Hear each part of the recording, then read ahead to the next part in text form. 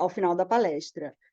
Hoje nós temos o prazer de receber o Dr. Ashley Scott, que é da Universidade de Laurentian, no Canadá. O título da sua apresentação vai ser Bioprospecting in Canada to Enhance Sustainability and Fight Antioxidant, Antibacterial and Anti-Cancer Compounds. Eu convido a pesquisadora da Fiocruz, doutora Clarissa Gurgel, para apresentar o Dr. Ashley, que é um convidado dela. Thank you, everyone. Now, I'm going to turn in English now, okay? Just to present Dr. Ashley, and just a brief presentation. Dr. Ashley Scott is a professor in bioprocessing engineer in Laurentian University. He leads projects on bioprospecting and development of bioproducts with application in health. He's currently the director at OnGene, a multidisciplinary research and development group linked to the Laurentian University, which seeks to create new business opportunities for sustainable development, linking industry, research institution, and government agencies in the reuse of regional resources. Then it's a pleasure to have you here with us, Ashley. Then thank you for this opportunity with you. Thank you very much, Clarissa, and indeed thank you to all your colleagues as well. This is my privilege to have my third visit to Fiocruz, and it's been a real pleasure in meeting so many people, and also, to be fair, seeing such an amazing research institution. I'm not sure we have the same in Canada. I think ours are more disparate and more broken up, so it's rather nice to see a very coordinated facility. Perhaps most exciting from us is the opportunity to collaborate, and we'll talk about that right, or at least highlight that right at the end. So I'm going to give a very brief presentation. It's just an overview. What we're trying to do is entice people to collaborate with us and see opportunity. And we both know that Canada and Brazil are enormous countries. And I was just mentioning, although Canada on paper is a larger country, in fact, there's more land in Brazil simply because Canada is made up of lakes. We have a phenomenal number of lakes, and we'll talk about that briefly.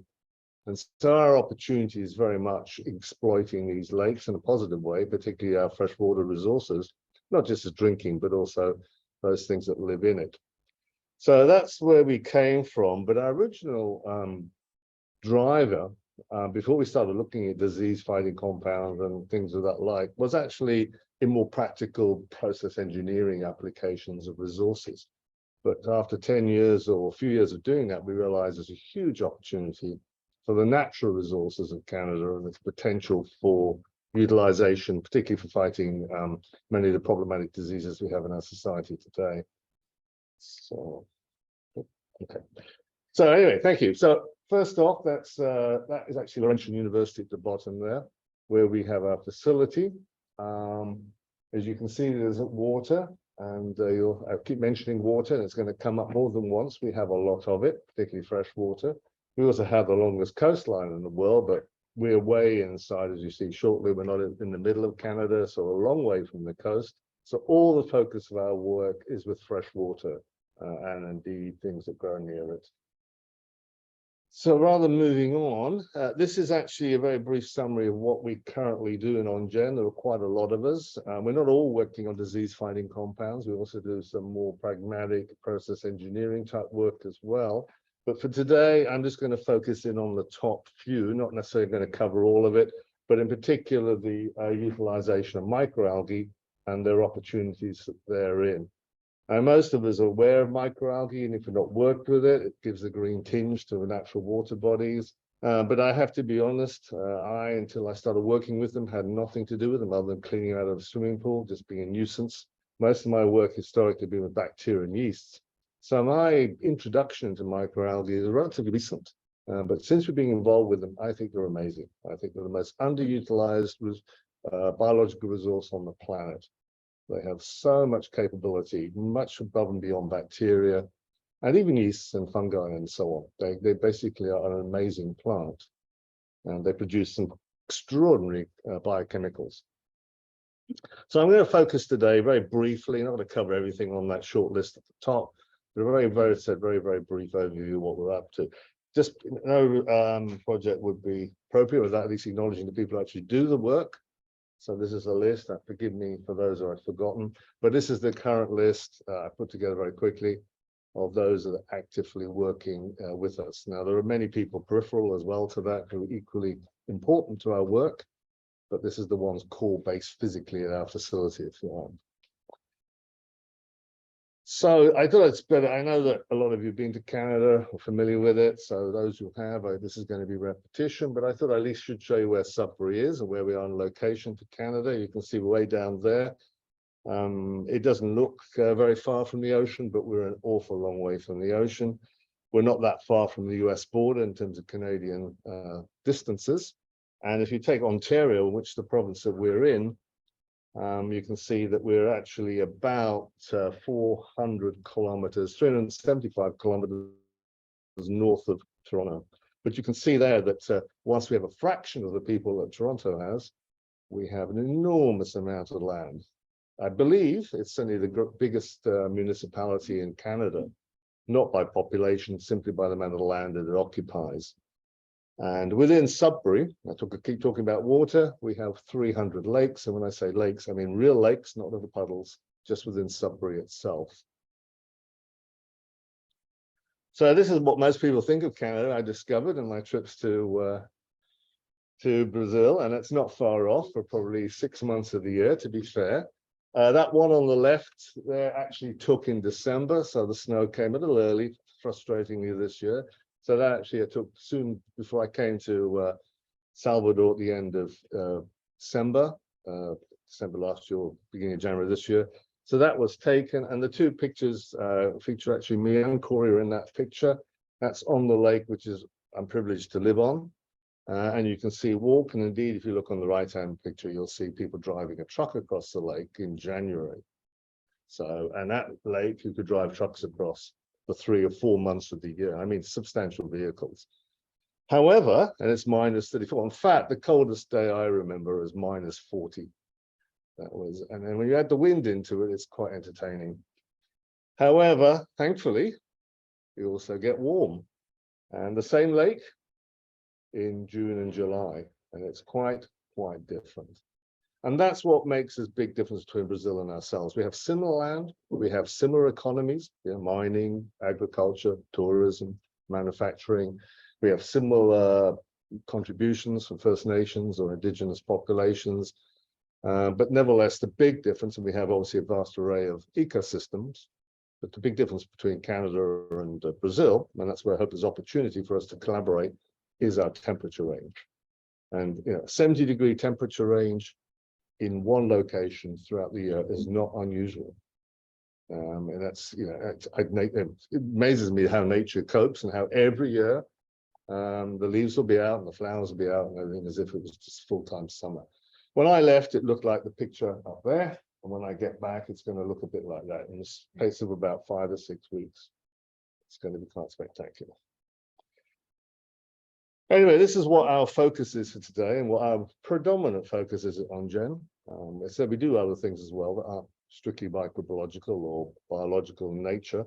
And we're particularly interested in, and actually the original interest was not, as I said, for their disease-fighting properties, but the fact that they consume carbon dioxide.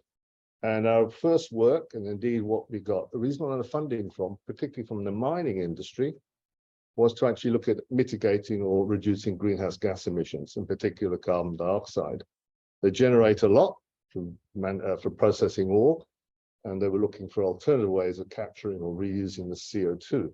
And because algae take about 1.8 kilograms of CO2 for every kilogram of biomass, that's dry weight, of course, that's quite a high consumption. And of course, at the same time, not only are you consuming CO2, but you're generating what is hopefully useful biomass that you can then exploit for other purposes.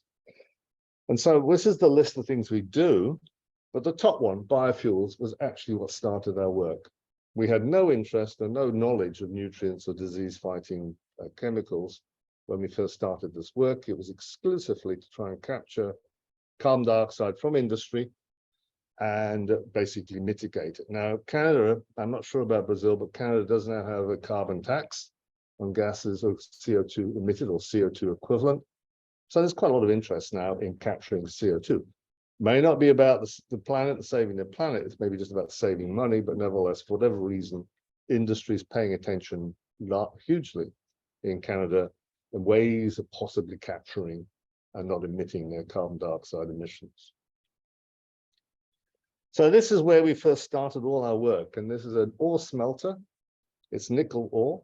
In Sudbury, we have 2 large smelters. The other one is owned by Vale. So obviously a close Brazilian connection there. And this is the one by Glencore. And I mentioned Glencore or the mining industry. It's Glencore, a large mining organization. They're not familiar with it. They're not particularly large in Brazil, but they're certainly international. And they're the ones who've been very generous to us in supporting our work and continue to support our work very significantly. Anyway, the interest here was capturing that CO2 coming from the stack there you can see on the right. You'll see shortly, they generate around about 100,000 tons per annum. So it's not large, it's not enormous. There are many more bigger emitters, but certainly in our region, it is quite substantial. And this was basically the concept. We put a pilot plant, I believe still the only one in the world, directly taking CO2 from a smelter into tanks of algae. It looks a bit worn and battered, but this is 7 floors up, 7 stories up on the roof. And you can imagine the conditions are pretty brutal, particularly again in the winter, where the temperatures, of course, can be -30 or lower, and the wind is significant up there. But we are actually pumping in a small portion of the CO, of the off gas direct from the smelter into our tanks of algae. So we actually have real results. Now that will become quite relevant very shortly, the problems we also face with doing this. However, the concept, and it's probably fairly familiar, is to have algae ponds and actually feed them with CO2 and also heat. Remember, we are in winter, we are in Canada, so we don't have the privilege of growing algae all year round, you know, in the open environment. We can have ice covering lakes for up to 6 months, typically 4 or 5, where we are. And of course, temperature conditions are not conducive to algae growth. So another attraction for the smelter was an enormous amount of heat that they generate that they do not utilize. The smelter in total probably generates about 160 megawatts of heat, and not 1 watt is captured, reused, or repurposed. It's all dissipated into the environment. So we thought, well, sure, we can capture some of that and help us grow algae throughout the year. Plus, the other part of the project was that all the CO2 that didn't get captured by the algae would feed into greenhouses, and that would help grow saplings, trees, which are being used for rehabilitation of mine land. So it'd be a complete package. And of course, the potential would be, we'd hope, that all the CO2 would be captured. But that's probably unrealistic, but if we can capture some of the carbon dioxide, that's certainly a big plus. So just going back, those are probably familiar with it, that lipids are what we're targeting in algae. If you want to produce biofuel, basically you can transesterify them into biodiesel. It's the same process if you're taking used cooking oils or fats from restaurants, or even using things like rapeseed oil or canola to turn into biodiesel. Basically exactly the same concept. And it's quite an efficient way of producing the fuel. It's a very simple process. It's easily done. You can literally do it in your backyard if you're so inclined. I went to West Virginia once in the US, and a guy was literally collecting oils from local restaurants and was making biodiesel for his Volkswagen, as it was, in his backyard, literally, and quite successfully running his vehicle from homemade biodiesel. If you actually look at the smelter, the potential for biodiesel, in terms of using microalgae to capture the carbon dioxide, the emissions are about 100,000 tons. And from that, you could produce well over 1 million liters of biodiesel if you only captured 10%.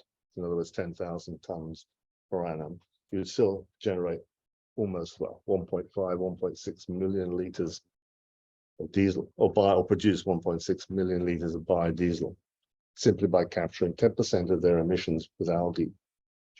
Now that, you know, it's not, to be honest, it seems like a large number, but in the scheme of things, the fuel consumption is huge. However, there's a very ready market locally, and that's underground mining, which uses fossil fuel diesel.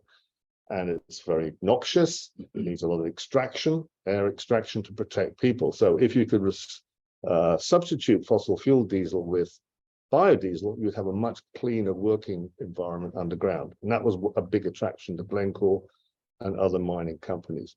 However, moving on to what we really wanted to talk about, which is the other aspects of microalgae, whilst we still do this work, we got, to be honest with you, most of us got much more excited about the other opportunities with algae, and particularly some of the biocompounds that they generate naturally. However, just before I do that, just a little fun thing that we do use this quite a lot, particularly for small operations, not necessarily the scale of the smelter. We actually work with small businesses as well that generate carbon dioxide, and I'll refer to that briefly later on. But the smelter site is around 58 hectares. The actual overall site is around 10,000 hectares, but the actual sort of area where the smelting takes place is around 58. And if you actually wanted to pretend that was covered by trees, rather than car parks and buildings and other certain service yards, you would actually have to capture only about 0.6% of the smelter's output with algae, because algae are plants, so they generate oxygen during the day. And so you could actually say, if we captured only 0.6% of the smelter's 100,000 tons per annum, we'd generate enough oxygen as if that whole area was covered with trees. Now, I know it's not key, but it's rather a fun thing to promote to small businesses who want to get involved in this, because they like the idea, I don't know, quite rightly, that their car parks and their buildings are actually forests, because we're generating enough oxygen by capturing our carbon dioxide to pretend that we're all covered with trees. Just a kind of a side issue that we promote quite a lot. However, this is the big problem. I mentioned it before. If you're bubbling carbon dioxide into water, it's going to go acidic. Not hugely acidic because of CO2 turns into carbonic acid. However, most industrial off-gases also contain other trace elements like sulfur dioxide and nitrogen oxides. Much more acidic gas, much more stronger acids when they dissolve. And basically, it makes it very difficult. Everybody around the world is trying to capture, or not everybody, but there are many projects around the world trying to use industrial CO2 using microalgae, or try and consume industrial CO2 using microalgae. But the problem that everybody ignores is that it goes acidic. As soon as you start bubbling in these off gases, the water becomes very acidic, and the algae that most people are using really need to be at pH 6 or pH 7. So the acidic conditions, in fact, when we blow in the gas in the smelter, it drops to below pH 3 without doing anything. You know, within a few minutes, you've got pH 2.8, 2.9. And that's a real issue. And this led us on, and this is what came what we thought, oh dear, our project's not going to work, quite frankly, because we didn't want to have to shovel in tons of alkali or just periodically blow in CO2 just 2 or 3 hours a day. Let the pH would drop and then let it recover again and blow in more CO2, or neither of which is particularly attractive economically. And this led to this sort of problem, actually led to the discoveries that I'll finish off talking about today. We decided, and we thought, hang on, maybe we can find algae that actually thrive at low pH, rather than pH 6 or pH 7, which is the traditional range of most algae, microalgae and water bodies. So we started bioprospecting. There's a helicopter there because we were lucky enough, we had enough money at the time, not anymore, to actually hire helicopters, and at $2,000 an hour, these things are not cheap. But it did give us a unique opportunity to sample a huge area very, very efficiently. Now, we made a lot of mistakes. We sampled over 400 odd water bodies, closer to 500 or 600 now, probably. And probably, to be honest, 95% of those didn't generate anything of particular interest, scientific interest. Algae, sure, but not really any practical value. And perhaps most importantly, would not survive at low pH. So this is our target. And what we actually found, this is ironic when we're actually working with the mining industry, is water bodies associated with mining, particularly abandoned mining, ones that have been abandoned 60, 70 years ago. Because 60, 70 years ago, people really didn't care about the environment, sadly. So they walked, a mine was built and then they walked away from it. There was no rehabilitation, no protection at all.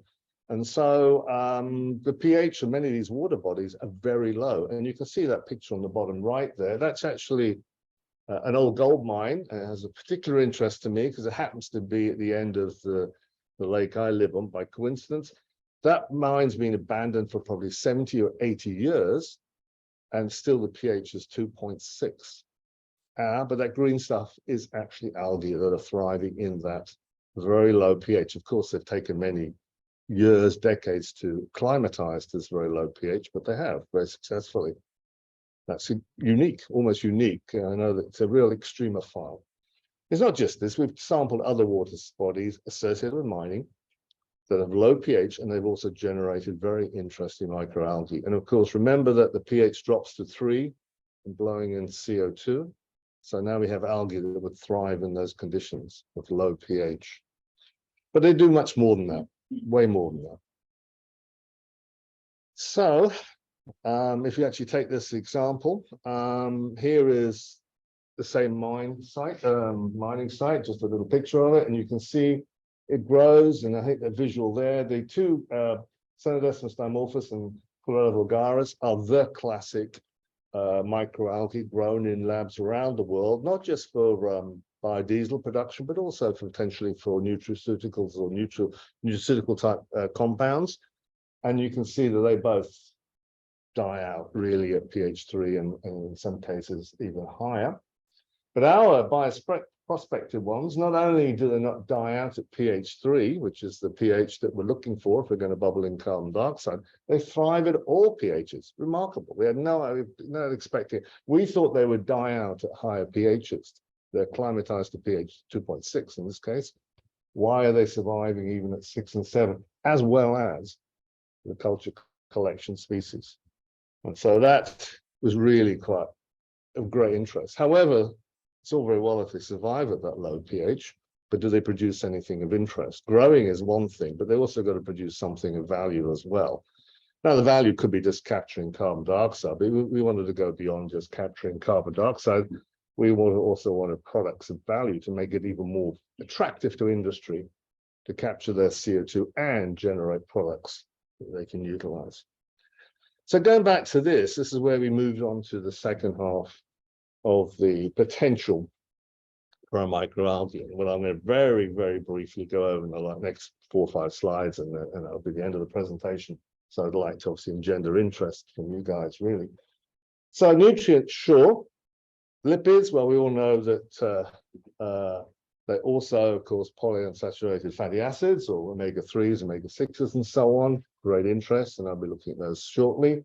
But also disease fighting. But, well, okay, if these algae are thriving or surviving, let's put it a better way, these low pHs, they must have defense mechanisms to allow them to cope, secondary metabolites that generated to try and adjust to those peculiar or very stressful conditions. Remember, it's not just pH 2.6, it's also minus 30 in the winter. You know, it's not just the pH they're coping with, they're also coping, but it's also plus 30 in the summer. So they're coping with a wide range of temperatures. And it's also not just pH 2.6, there are also metals in there, higher concentrations of metals that would not normally exist. So they're really having to fight to survive. And so we thought, well, okay, maybe they'll produce something that's useful for disease fighting and protective secondary metabolites. So back to our smelter. Yeah, it's a great source of CO2, over 100,000 tons per annum. But probably we're going to grow microalgae that we want for disease fighting purposes or health beneficial purposes, probably not the greatest source of CO2, because it is dirty carbon dioxide. It's not just carbon dioxide, it's got sulfur dioxide, nitrogen oxides, fine metal particles, dust particles, all range of other perhaps less attractive components. Particularly we want to generate microalgal compounds that are free of contaminants. This would be the worst possible target to consume CO2. Yes, you could clean the contaminants out, but at a huge cost. So yes, you can produce biodiesel easily, that'd be not a problem. But if you want to put it inside your body, maybe most people would be a little skeptical. This is a great source of carbon dioxide. So I mentioned small. And so what we've now moved on to the other side, we've been looking at fermentation, food grade carbon dioxide from beverages and producing bread and so on. Small scale, compared to the industry, but very clean carbon dioxide. Carbon dioxide that actually is literally food grade CO2. It's free of all those other contaminants. There's no sulfur dioxide, there's no nitrogen dioxide, there's certainly no metal particles or dust particles in it. And you can see from that, by simply bubbling through fermentation, and this is, we repeated this many times, this is just one of many, many, you can see the huge increase in biomass just after a couple of weeks from actually putting CO2, this food grade CO2, through tanks of algae. And these are the algae that we bioprospected from those mine sites that survive at low pH. And is the low pH survival capability important? Well, it certainly is, because we also tried traditional algae, ones that most research organizations use, like the culture collections I referred to before, and also even some of our own bioprospected algae, which we thought would survive. And we put them in the same conditions, and basically they just died. They pooched out after less than a day. So those algae bioprospect from industrial sites. Now, I will say right at the beginning, not every algae from an industrial site or even a low pH site is ideal. We've narrowed it down to a few great candidates. However, you can see from that graph alone, unless we put in lots of alkali or reduce the level of CO2 exposure, most algae will not survive with this food-grade clean carbon dioxide. So just to emphasize, that's typical percentage of lipid after 3 weeks of growth in this particular example. So around 17.5% of dry weight is lipid, and total lipid.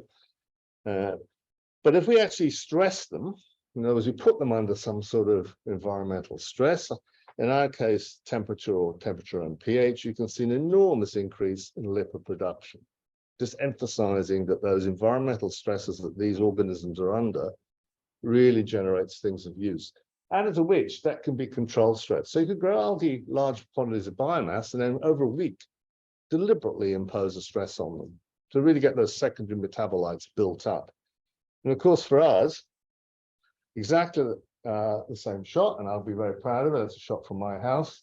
You can see winter and summer pretty well exactly the same. And that side of it, and to us, of course, for us in Canada, the easiest stress in the world is to use temperature, particularly for most of the year.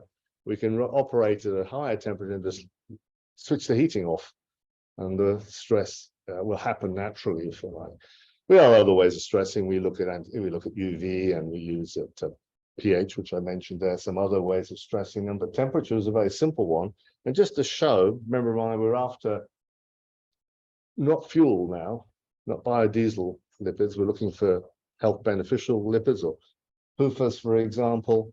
From our work, we drop the temperatures 5 degrees. We actually increase, not only do we increase the total quantity of lipid, we also contribute what percentage of it is a PUFA. If you drop it down to -4, almost 50% of the lipid is now predominantly polyunsaturated. Well, not, it is polyunsaturated fatty acid, so it has potential health benefits. And remember, we're using clean food-grade carbon dioxide to generate these algae. So they are, you could literally just pop them in your mouth. They are totally, without doing anything to them, totally innocuous or safe to consume. So to conclude today, and this is probably leading to the work with Clarissa and her colleagues, is can we do some disease fight? I mean, yes, they produce, we know we produce lipids. We knew they produce lipids anyway, because that was our original target. What was nice is we can accelerate or accentuate the production of PUFAs, or polyunsaturated fatty acids, component of the lipids. But we've also started fractionating the extracts, and also just using whole extracts to see if they have health beneficial or disease fighting capabilities. And so just to finish, 2 more slides. Algae are known, this was no surprise, this is well known, are a good source of antioxidants, of which carotenoids are an obvious and a very plentiful quantity. I put blackberries and blueberries. Blueberries are very big where we are. Huge. In fact, we're getting into the blueberry season. You'll see many people at the side of the road selling blueberries, and blueberries are promoted for their high levels of antioxidants. You can compare blueberry concentration to a culture collection of the Células-tronco, it's nowhere near. It's orders of magnitude lower. So they are renowned, and this is nothing new here, for their high levels of antioxidants. However, and I literally did pick these at random. These aren't particular superstars. They're just two of our special algae of a range of about 10 we have. If you actually look at the concentrations in the bioprospected algae, surprise, surprise, the antioxidant level is way higher.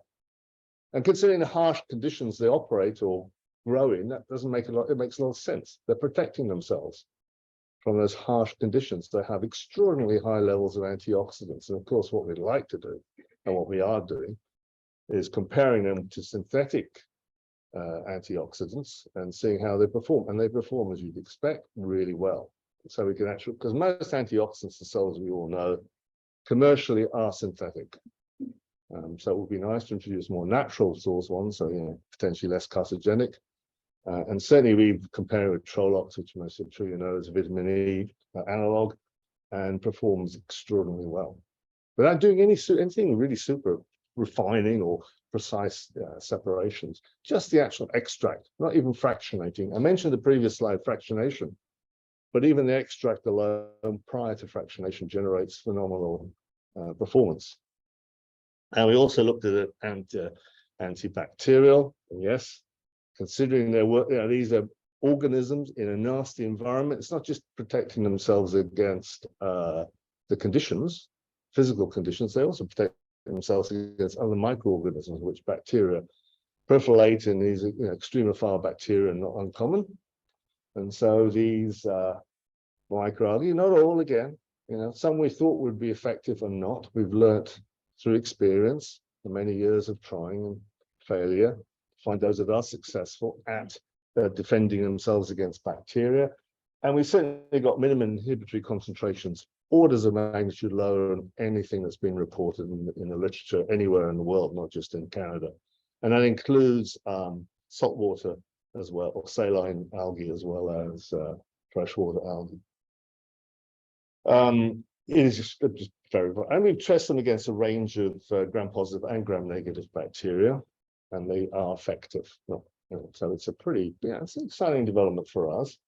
They are so impactful as an antibacterial agent. However, the final slide is the one I think I'd love to, this is where I'm hoping we will collaborate very much on, is the final slide, because we took those and have a very high antibacterial performance. Again, it's not all, it's just some. And we then decided to try them against cancer cells. Now, where we are, there is actually a medical school in our intervention, and they have a limited range of cancer cells. So we really have been quite limited in what we could test it against, mainly ovarian and I think what's the other one? Yeah, well, breast cancer, sorry.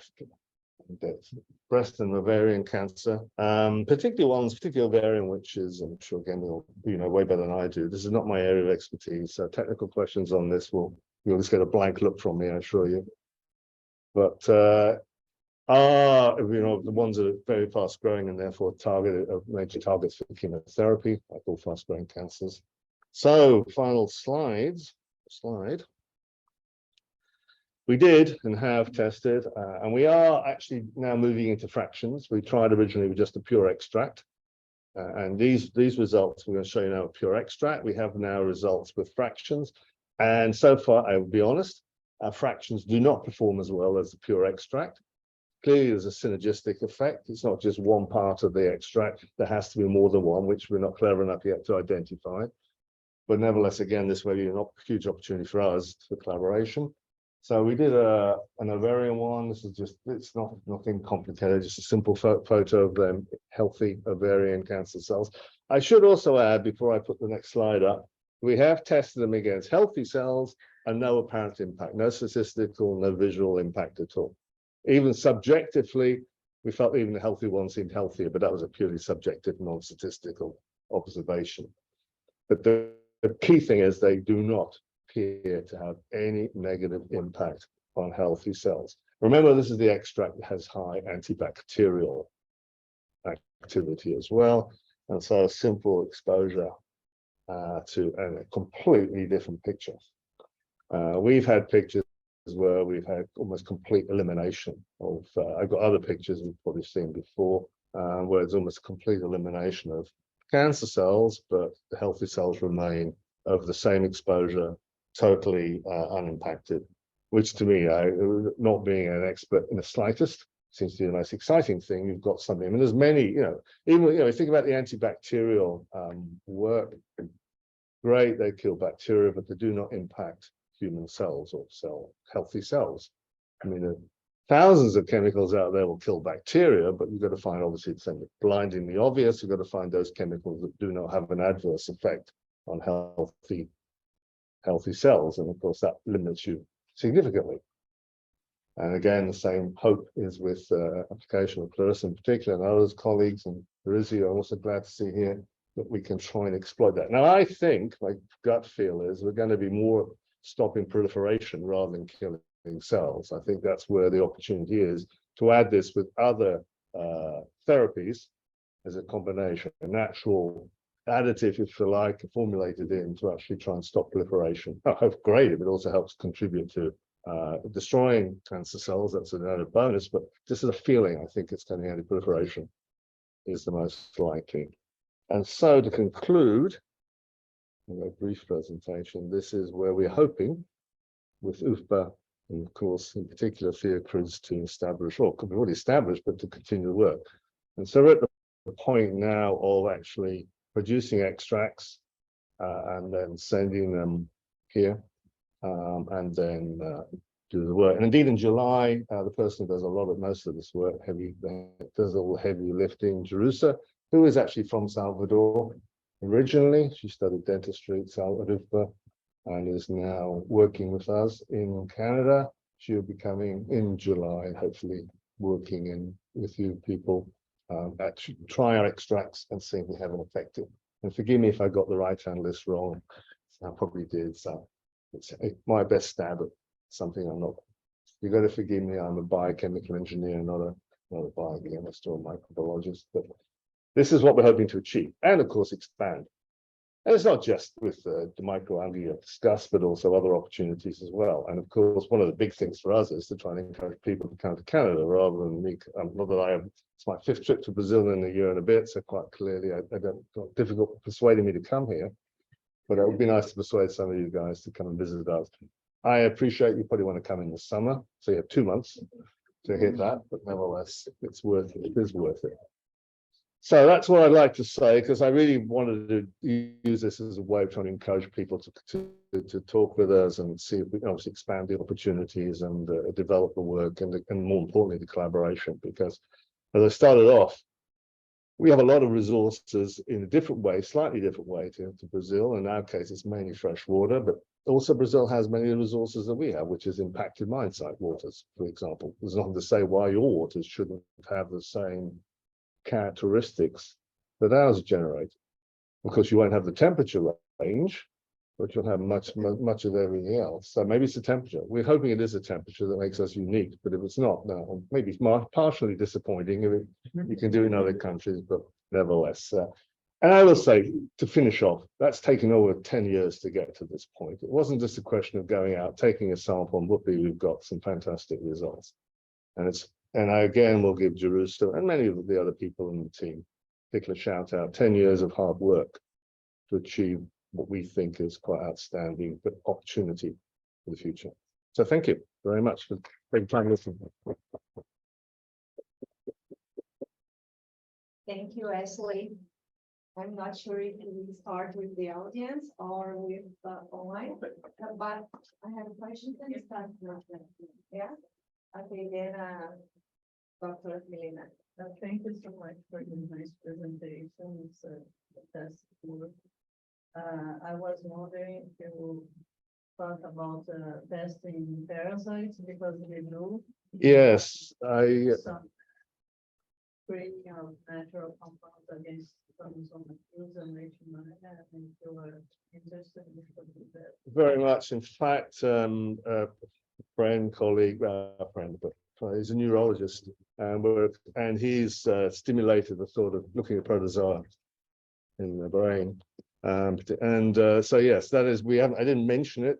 I mean, the other area which we sort of mentioned here briefly, but we haven't looked at, is also antifungal and antiviral. But parasites actually will be the next, I think, is the next of particular interest, particularly considering how these things protect themselves in the natural environment. Okay, they're not protecting themselves against human protozoa, but nevertheless, I think there's a real opportunity. I didn't mention it, and no big surprise that algae found growing in sewage treatment facilities have phenomenal antibacterial properties. And I imagine if they're growing in a sewage treatment facility, they also have a lot of protection against protozoa, which could graze on them, of course. So I think there's a huge opportunity. So yes, The other screening that we're also doing is for immunomodulatory compounds. Right. For active immune system. So Yep, all of that is exactly. I just think this. We can't cover any. Can't even cover a fraction of the opportunity. And I think that's the thing that kind of adds to it, is that it's a good story. Particularly mine sites, which we have obviously plenty in Brazil as around the world. It's a bad story. It's rather nice to get a good story out of these resources that have been sitting there, everybody condemning them. Yet little did we know, they were actually generating some extraordinary organisms. Unfortunate way of doing it, perhaps, but nevertheless. However, more to the point, I agree, particularly protozoa. I mean, right, absolutely something we're very interested in tackling, and it couldn't be more opportune if there's an opportunity. Stimulating the immune system, yes, that would certainly for immunotherapy would be very interesting. But stimulating as well, it would be equally. Yeah, but again, we can't do it. We certainly can't do it. Whilst there's a reasonable number of us working, there's no way we have the capability of covering the area. So. Saying that we do this type of screening, if you will. Brilliant. Actually, individual activity per lab. I think it's a good opportunity. Yes. We have one question. Go ahead. We have one question from the chat. Louise,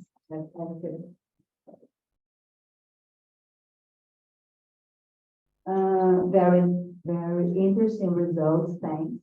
I may have missed the information. Was the antibacterial activity tested on infected cells?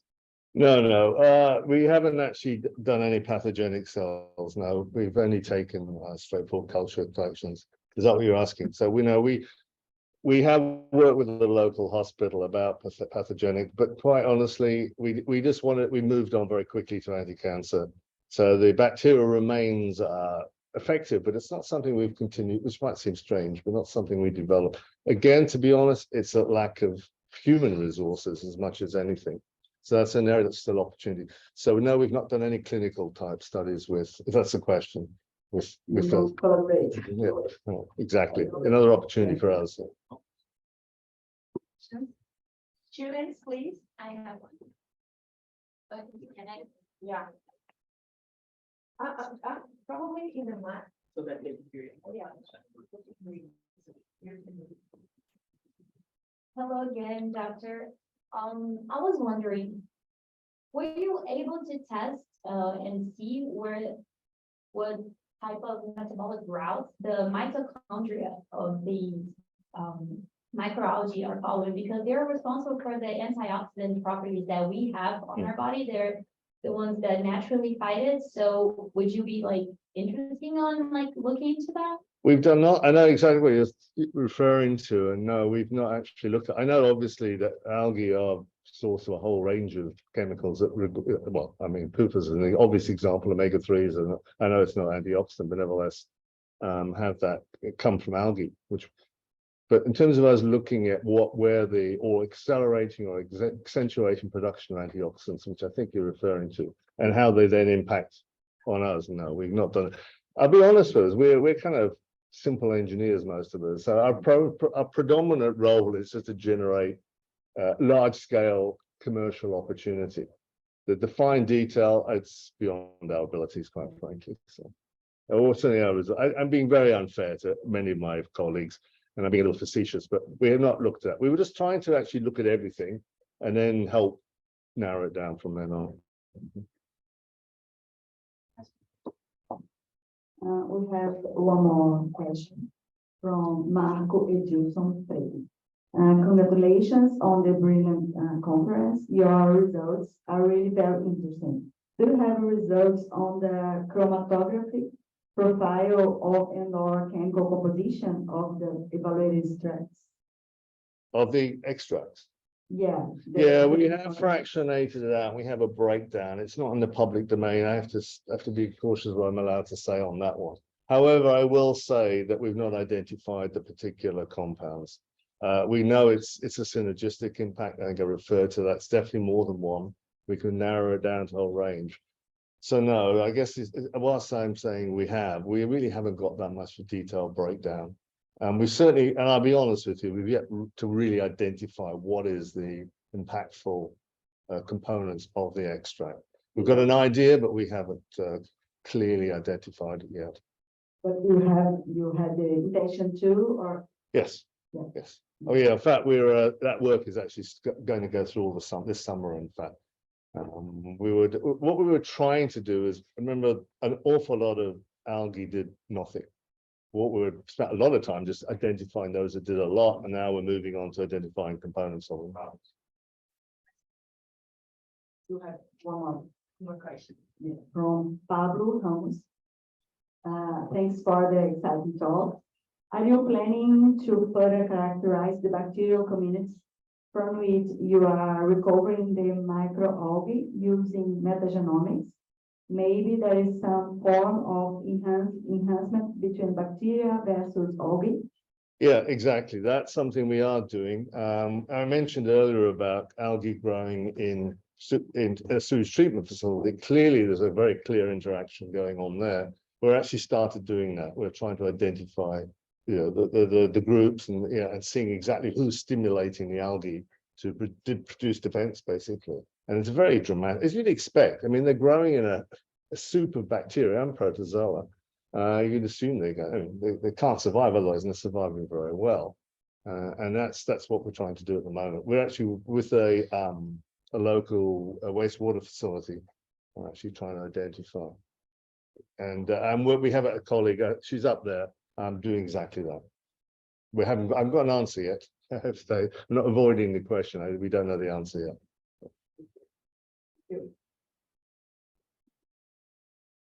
Someone else? I have a question. Eugenia. Here.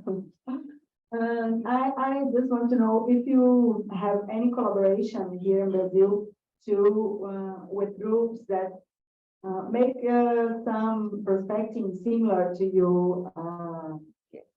We have no collaboration with any bioprospecting or even really large-scale production of microalgae. No, careful how I phrase this. I'm going to say I don't want to come over as rude, but I guess we've developed production. We know how to make these things, generate large quantities of them. We know how to capture carbon dioxide. We've got many companies we work with in that area, types of company. We certainly know how to bioprospect. I think for us, the much more exciting and where we, as I mentioned, probably all through the presentation, where we lack is the next stage, is actually really exploiting these properly. I mean, exploiting in a good way, and finding out exactly the sort of question you just asked me, exactly what's causing them to be so effective. We know it's stress conditions, great, we know that, but exactly why those stress conditions or how they're affecting secondary metabolite production is so important. We know, and again, I'm very happy to collaborate with people at bioprospecting. That's certainly not, would love to do it. We'll have the opportunity to bioprospect in Brazil, but at the moment we need to, I think, we're only a limited number of people. We need to focus on the good things.